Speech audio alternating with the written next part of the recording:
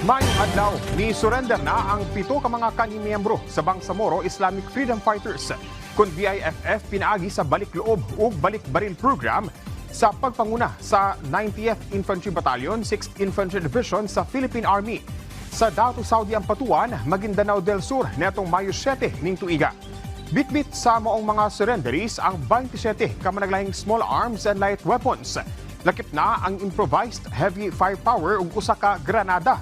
Lakip sab sa tabang nga ilang nadawat mo ang livelihood assistance ug uban pang programa sama sa assistance to individuals in crisis situation gikan sa Department of Social Welfare and Development kun DSWD.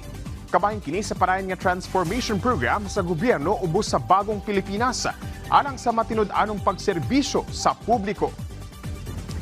Nanganak sunod sa police car sa Bunawan Police Station ang usa ka mapdus niadtong Mayo 7 ning tuiga sa Bunawan, Davao City. Sumala sa report sa Davao City Police Office, nanawag ang pamilya sa inahan pinaagi sa hotline number sa DCPO aron nga magpatabang nga mahatod kini sa Southern Philippines Medical Center kun SPMC. Apan una pa man maabot sa ospital, nanganak na among inahan nga nailhang si Kyrie Joy Soto Seniza. Malampuson sab niya nga nahimugso ang iyang usa ka baby boy.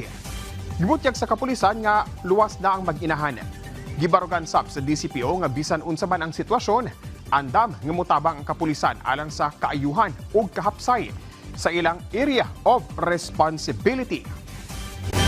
Ug mo kadto ang mga nagunang balita dinhi sa PTV Davao. Ako si Jay Laga para sa Pambansang TV sa Bagong Pilipinas.